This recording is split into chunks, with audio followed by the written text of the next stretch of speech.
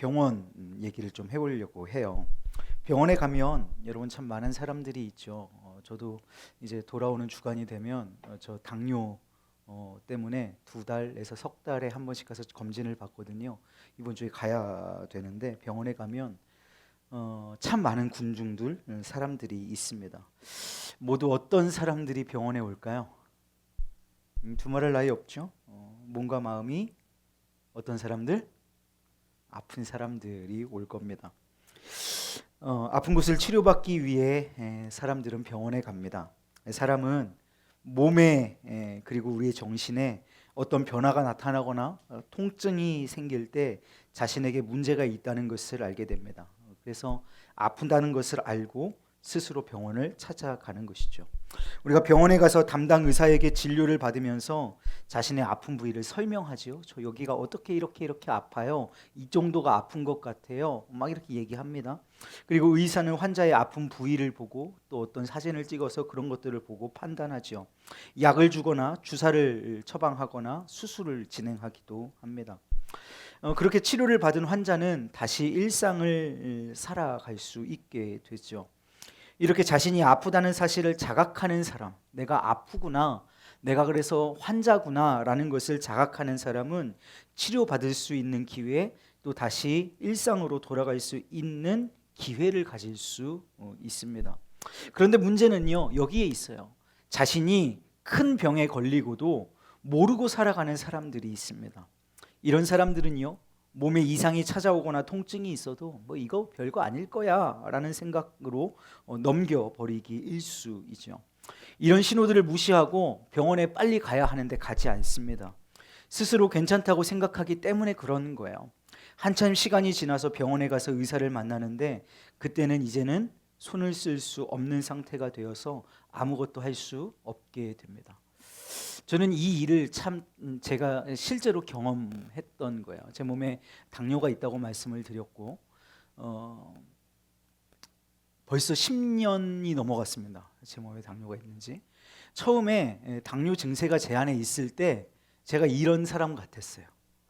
당뇨 증세가 엄청 심했는데 그게 당뇨인지를 모르고 그냥 뭐 그때 한창 살을 빼고 있었을 때라 물만 먹으면 살이 빠지는 거예요. 그 당뇨 증상이거든요. 물을 마시는데 물과 함께 소변으로 우리의 당류가 단백질 같은 것들이 몸으로 들어가지 못하고 소변으로 다 배출되는 것이 당뇨이기 때문에 물을 마시면 마실수록 살이 빠져요. 그런 것인 줄 모르고 내가 운동을 열심히 해서 살이 빠지는 줄 알고 열심히 물만 먹어 제꼈던 그런 시기가 있었어요. 그래서 이게 뭔가 이상하다라는 느낌은 있었는데 내가 운동하고 있어서 그런가 보다라고 착각하고 어떤 증상이 있었냐면 제가 여기서 지금도 4424가 맞나요? 강남 가는 버스가 있어요. 강남 가는 버스가 여기서 강남까지 가려면 1시간 한 버스 타고 1시간 10분 내지는 한 15분 정도 걸리거든요. 제가 그때 어학원을 탭스 때문에 다니고 있었을 때였는데 여기서 강남까지 버스를 타고 한 번에 갈 수가 없어요. 중간에 내려서 화장실을 가야 되는 거야. 그만큼 물을 마시고 그냥 버스를 타고 1시간 이상 거리를 갈 수 없는 화장실을 계속 내려서 들려야 하는 그런 몸에 자각 증세가 있었음에도 불구하고 별거 아닐 거야, 괜찮겠지 라고 하다가 병원에 제가 쓰러져서 입원을 했을 때는 의사 선생님은 더 이상 손 쓸 수가 없다. 당뇨 전조 증상이 있었을 때 왔으면 어떤 약도 처방하고 해서 그것을 고비를 넘기지 않도록 할 수 있었을 텐데 넘어가 버렸다. 평생 이것을 몸에 달고 살아야 한다라는 그런 걸 저에게 얘기를 했었어요. 몸에 내가 병을 얻고 이상 증세를 느끼고 그것을 느끼고 내가 지금 몸이 이상하구나, 환자구나라고 생각하고 병원에 가는 사람은 그래도 소망이 있는 사람이에요. 그런데 있음에도 불구하고 별거 아닐 거야, 나는 괜찮아 라고 생각하고 오만을 떠는 사람은 손 쓸 방법이 없어진다라는 겁니다. 여러분, 이게 우리의 육신의 문제뿐만 아니라 우리의 영혼의 문제도 마찬가지입니다. 자신의 영혼에 문제가 있다고 생각하는 사람들이 있어요. 이런 사람들은 그래도 치료받고 다시 살 수 있는 기회를 얻는 사람들일 겁니다. 그런데 문제가 있다면 자신의 영혼에 아무런 문제가 없다고 생각하는 사람들이 문제인 것이죠. 그래서 스스로 괜찮다고 생각하는 사람, 나는 그래도 좀 착하게 사니까, 나는 그래도 다른 사람들에게 피해 안 끼치고 살아가니까 나는 죽어서도 천국 갈 수 있을 거야, 이런 생각하는 사람들이 실제 큰 문제라는 것입니다. 예수님은 오늘 본문 말씀에 자신에게 온 많은 병든 사람들을, 마태복음 우리가 오늘 9장을 읽었잖아요. 우리가 9장, 8장부터 시작한 8, 9, 10장 우리가 지난 큐티 위크 때 큐티를 진행을 했는데요. 8장 중반절의 말씀을 보면 다 예수님께 찾아오는 많은 병든 사람들이 있었고, 예수님은 그 병든 사람들을 다 치료해 주셨어요. 어느 날 침상에 누워있는 중풍병자를 사람들이 데리고 왔습니다. 어떻게요? 침상에 누워있어요. 침상에 누워있는데 중풍병자를, 이렇게 거동이 불편한 사람인 거죠. 움직일 수 없는 사람이어서 친구들이 이 중풍병자를 침상에 들고 왔다고 합니다. 우리가 읽은 마태복음에는 나오지 않지만 평행구절로 나오는 마가복음 또 누가복음의 말씀에는 지붕을 뚫었다 그랬어요. 너무 많은 인파가 예수님 주변에 있었기 때문에 이 침상을 들고 거기까지 갈 수 없어서 결국은 그 집의 지붕을 뚫고 밧줄로 달아서 이 중풍병자를 예수님 앞에 달아내렸다라고 말씀을 합니다. 중풍병자를 데리고 온 사람들은 그 사람이, 이 중풍병자 친구가 예수님께 고침받기를 원했습니다. 이들의 믿음을 보시고, 제가 큐티 시간에도 말씀드렸지만 그들의 믿음을 보셨다. 그리고 그 믿음으로 말미암아 치유를 해주시는데요. 여기서 말하는 그들은 1+4라고 말씀을 드렸습니다. 1은 누굴까요? 1+4 누굴까요? 1은 누워있는 사람이죠. 중풍병자의 믿음과 4는 밧줄을 달아 내리는 친구들의 믿음이에요. 우리가 착각하기 쉬운 것은 그들의 믿음을 보시고 중풍병자를 고쳐주셨다라고 할 때 중풍병자는 아무 믿음이 없고 살 소망이 없는데 이 데리고 온 친구 4명의 그 성실함, 그리고 그 신실함, 그들이 이 친구를 데리고 가면 이 친구가 나을 거야 라고 하는 믿음만을 보시고 그들을 고쳐주셨다라고 착각하기 쉬운데 그렇지 않다는 거예요. 그들이라고 할 때는 저 4명과 누워있는 중풍병자까지를 포함한 말이 그들입니다. 그러니까 이 중풍병자도 고침받으리라는 믿음이 있었고, 이 친구를 줄을 달아 내리는 4명의 친구에게도 믿음이 있었고, 그래서 1+4 총 5명의 믿음을 보시고 주님께서 이 중풍병자를 치료를 해 주시는 거예요. 그런데 치료해 주시는데 오늘 조금 예수님께서 뚱딴지 같은 얘기를 하시는 장면이 나와요. 그 말씀이 어디에 있냐면요, 우리 2절 말씀에 있는데요, 이렇게 고백하거든요. 중풍병자에게 이르시되 작은 자야 안심하라, 내 죄 사함을 받았느니라, 이렇게 말씀을 하세요. 이게 좀 뭔가 이상합니다. 왜냐하면 병을 고쳐주실 것이면 네가 나았다, 못 움직이는 사람이니까 움직여라, 이렇게 얘기하시면 되는 일인데 거기에 예수님이 지금 뭐라고 말씀하시냐면 내 죄 사함을 받았다라고 말씀하시는 거예요. 치료는 하지 않으시고 갑자기 그의 죄를 용서해 주셨다고 말하는 것입니다. 여러분, 예수님께서 왜 다른 병자들처럼 이자를 치료해 주지 않으시고 왜 뚱딴지 같은 죄 사함의 이야기를 하셨을까? 말씀을 좀 우리가 이해하고 오늘 우리의 적용할 부분으로 넘어가 봅시다. 먼저 3절로 한번 가볼게요. 3절에 이렇게 얘기합니다. 어떤 서기관들이 속으로 이르되 이 사람이 신성을 모독하도다. 무슨 말씀일까요? 여러분, 왜 예수님이 죄사했다, 너의 죄가 사해졌다라고 하는 말이 이 사람들의 입장에서 볼 때는 신성 모독이 되어질까? 여러분, 죄를 사할 수 있는 권능은 누구에게 있습니까? 죄는 누가 사하죠? 목사가 사하나요? 그런가요? 그러면 우리 교회는 금방 부흥할 겁니다. 목사가, 내가 교주가 되어서 죄 사하는 능력이 있다면 다 안수해서 너는 죄 사함을 받았다, 다 죄 사함을 받았다, 이렇게 얘기하면 끝날 일 아니에요? 그죠? 죄 사하는 권능은 목사에게 있나요? 장로님에게 있나요? 누구에게 있어요? 오직 유일하신 한 분, 하나님밖에는 죄 사함의 권능이 있으신 분이 없으시죠.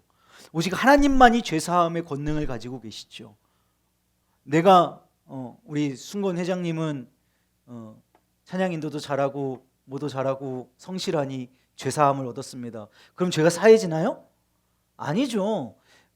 우리 순건 형제가 주님 앞에 나와 자복하고 회개하는 심령으로 나아가고 예수 십자가의 보혈로 말미암아 그분과 인격적인 만남이 교제가 일어날 때 그때에 예수께서 너는 내 것이야라고 얘기해 주시면서 그 십자가의 보혈로 말미암아 순건 형제의 죄가 사해지는 것이죠. 그러니까 결국은 죄 사함은 누구께만 있다? 하나님께만 있다. 자, 여러분 정신 차리세요. 정신 차리세요. 자, 죄 사함은 누구에게 있다? 하나님께만 있다. 그런데 그 하나님께만 있는 죄 사함의 권능인데 우리 예수님이 지금 뭐라고 말씀하시는 거예요? 네가 죄 사함을 받았느니라. 이 말은 그 하나님만 있는 죄 사함의 권능이 내게 있어. 이 말은 뭐예요? 내가 하나님이야. 이 말 하고 계시는 거잖아요. 죄 사함의 권능이 하나님께만 있는데 나는 죄를 사할 수 있어. 그럼 무슨 말이야? 나는 하나님이야. 얘들아 3단 논법 안 배웠니? 3단 논법 있잖아. A는 B다, B는 C다. 그래서 A는 C다. 오케이? 죄사함의 권능은 하나님께 있어. 근데 내가 죄사함의 권능이 있어. 나는 누구야? 하나님이다. 이 말씀하고 계시는 거란 말이에요. 자, 6절로 한번 가봅시다. 예수님께서 이렇게 말씀하세요. 인자가 세상에서 죄를 사하는 권능이 있는 줄을 너희로 알게 하려 하노라. 인자는 누구야? 예수님이시죠. 인자는 예수님이십니다. 내가 세상에서 죄를 사하는 권능이 있는 줄로 너희로 알게 하려 하노라. 이 말은 곧 내가 하나님인 것을 너희로 알게 하기를 원한다. 이 말씀하시는 거예요.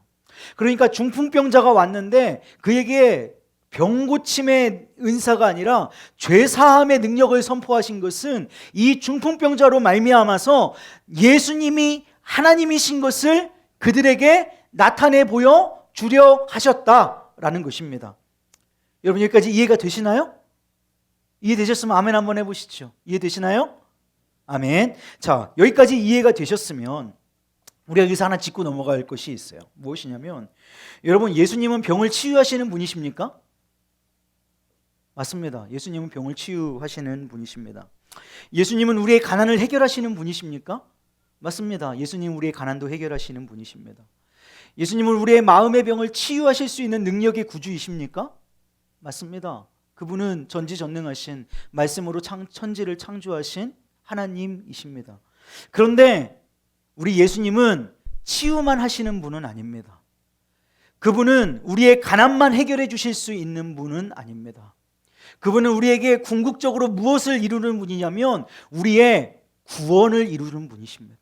더 정확하게 얘기하면 그분은 우리를 죄 사함을 주실 수 있는 능력의 주님이시라는 것입니다. 사랑하는 여러분, 우리 예수님은 우리를 우리의 죄에서 구원할 자, 우리의 죄를 용서하시는 우리 구주, 우리 하나님인 것을 믿으시면 아멘 하십시오. 아멘. 그분은 치유와 치료와 구제에만 능하신 분이 아니라 그것을 넘어서서 궁극적으로 우리에게 구원을 베푸시는 분, 우리 하나님이시라는 것입니다. 여러분 여기서 질문 하나 드립니다. 여러분 보이시나요? 여러분 예수님이 병을 치료하시는 게 쉬우실까요? 죄사함을 주시는 게 쉬우실까요? 병 치료가 쉽겠습니까? 죄사함이 쉽겠습니까?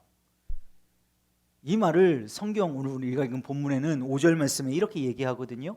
내 죄사함을 받았느니라 하는 말과 일어나 걸어가라 하는 말 중에 어떤 것이 더 쉽겠느냐?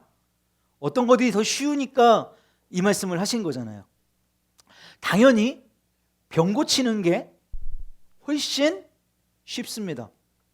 반대로 죄사함이 더 어렵습니다. 왜냐하면 육신의 병은 낫더라도 우리가 육신의 병이 있었는데 중풍병이 있었는데 그것이 나아도 우리에게 죄가 여전히 남아있으면 우리는 영원한 심판을 받습니다. 그러나 이 땅에서 병들고 그 병으로 인해 설사 죽는다고 해도 죄를 용서받은 사람은 영원한 천국에 들어가게 됩니다.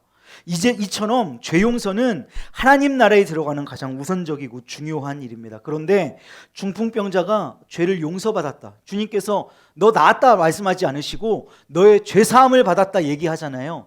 여러분 죄사함이 눈에 보이나요? 그러니까 아무나 너 죄사함 받았어 이렇게 얘기할 수 있는 것 아닌가요? 그래서 예수님께서 그 증거로 죄사함을 받았느니라 하고 그가 죄사함을 받았다는 증거로 그를 고쳐주십니다.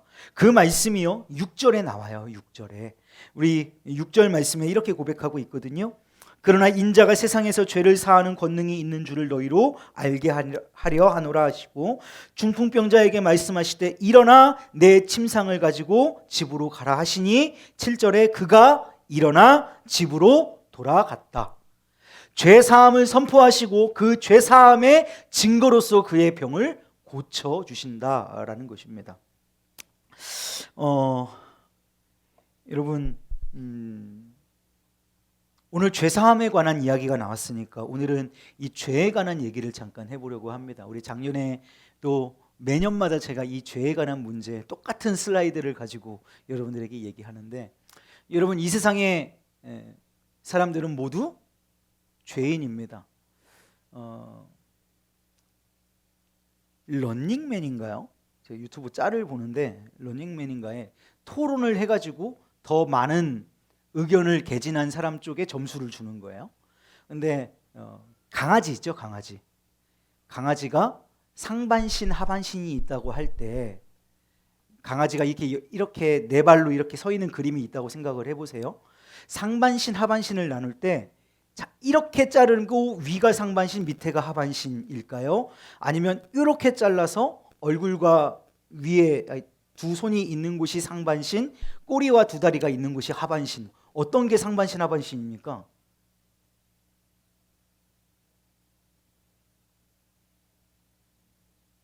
의견이 분분하죠? 거의 5대 5였어요. 그래가지고 그랬는데 이런 것처럼 어떤 쪽의 의견이 더 많은가에 표를 주는 거예요. 그런데 그 두 번째 문제가 뭐였냐면 사람은 태어날 때부터 선한가? 그런데 학습으로 악해지는가? 사람은 태어날 때부터 악한가? 그런데 선을 학습하면서 자라가는 건가? 여러분의 의견은 어떻습니까? 처음에 사람은 태어날 때부터 선하다, 성선설이라고 얘기하고요. 사람은 태어날 때부터 악하다, 이걸 성악설이라고 얘기합니다. 여러분의 의견은 어떤 것입니까? 성선설 손. 자, 내리시고. 성악설 손. 자, 내리시고. 자, 여러분이 그리스도인으로서 믿음을 가졌다면 우리는 무조건 성악설입니다. 여러 가지 이유 이렇게 변증학적으로 이런 것들을 하긴 하는데요. 우리 그리스도인의 믿음은 왜 성악설이냐면 아담과 하와가 최초의 죄를 짓잖아요. 하나님께서 동산 중앙에 에덴 동산을 만드시고 동산 중앙에 있는 나무의 열매를 따먹지 말라라고 말씀을 하시고 그 열매를 따먹는 자는 정령 죽으리라고 말씀하셨는데 사탄이 뱀의 모양을 하고 하와를 꼬시죠. 이거 먹으면 진짜 죽는다고 하더냐? 그랬더니 죽을지도 모른대. 하나님께서는 어떻게 하셨다고요? 정령 죽으리라 말씀하셨는데 하와는 이걸 아담한테 들은 거야. 한번 걸러 들은 거야. 그러니까 이거 죽을 수도 있을걸? 죽을지도 몰라. 이게 아니라 아주 작은 그 틈을 보고 사탄이 그 틈을 파고듭니다. 안 죽어. 이거 먹으면 너희가 하나님과 같이 눈이 밝아져서 하나님처럼 될까 봐 하나님이 이거 먹지 말라고 한 거야. 먹어봐. 그의 지혜롭게 할 만큼 탐스럽기까지 한 그 열매를 하와가 결국은 따 먹죠. 그리고 이것을 자기만 먹고 끝나는 게 아니라 자신의 남편인 아담에게도 줍니다. 그리고 아담도 그걸 먹죠. 하나님의 명령, 하나님의 말씀을 최초로 거역한 사건, 하나님의 말씀을 거역한 그것의 정의가 뭐냐면 그걸 우리는 죄라고 부릅니다. 인류에 그래서 죄가 들어왔어요. 아담과 하와로부터. 그리고 그 죄는 유전됩니다. 그 죄는 유전돼요. 그 죄는 유전되기 때문에 아담과 하와가 낳은 아이 누구예요? 누구예요? 그렇지, 가인과 아벨이지.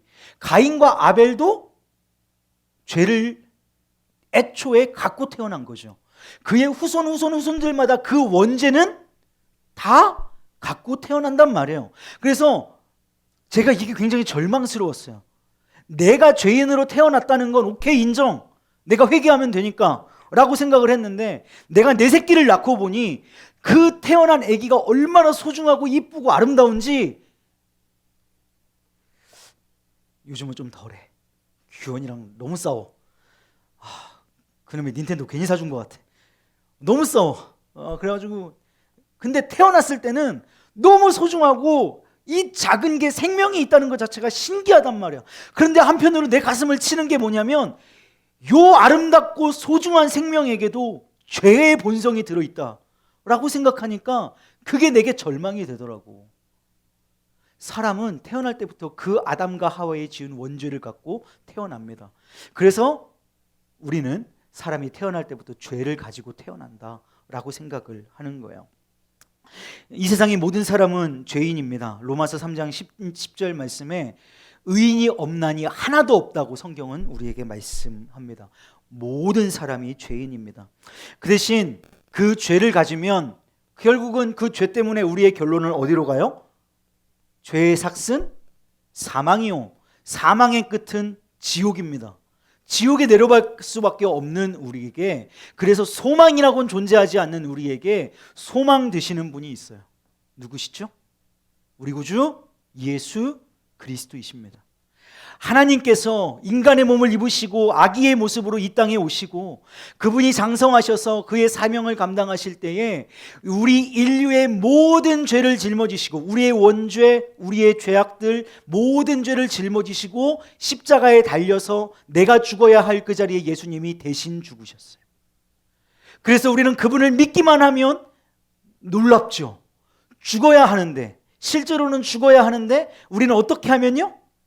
믿기만 하면 그분이 나를 위해 대신 죽으셨고 그분이 나의 죄를 담당하셔서 죽으셨다는 사실을, 그리고 그분이 어둠에 계시지 아니하시고 다시 살아나셨다는 사실을 우리가 어떻게 하면? 믿기만 하면 그분은 우리의 죄를 사해 주시고 영원한 하나님의 나라 저 천국으로 들어갈 수 있도록 우리를 인도해 주셨다라는 겁니다. 여러분, 하나님의 아들 예수님을 우리에게 보내주셔서 우리를 죄에서 구원해 주신 예수님이에요. 그러므로 모든 사람은 죄를 용서해 주시고 우리를 하나님 나라에 들어가게 하시는 예수님께 기꺼이 나아가야 하는 줄로 믿습니다. 자, 예수님께 나아갈 때 다시 말씀 처음으로 이렇게 되짚어서 돌아가 볼게요. 우리가 예수님께 나아갈 때 가장 중요한 것이 있다면 우리가 스스로 죄인이라는 것을 인정하는 것입니다. 누워있는 것 외에 아무것도 할 수 없었던 중풍병자처럼 구원을 얻기 위해, 죄사함을 얻기 위해 우리로서는 아무것도 할 수 없는 존재라는 사실을 우리는 고백해야 합니다. 여러분, 나의 열심, 나의 행위로 구원을 얻을 수 있다는 생각 애초에 버리십시오. 우리가 그 어떤 도를 탐구하고 어떤 지식을 쌓고 그 어떤 것을 해도 우리는 구원에 이를 수 없습니다. 단 하나, 겸손하게 온전히 회개하고 예수님 앞에 엎드리고 그분을 나의 구주로 믿는 것입니다. 그런 자들을 예수님은 받아주시고 은혜를 베풀어 주십니다.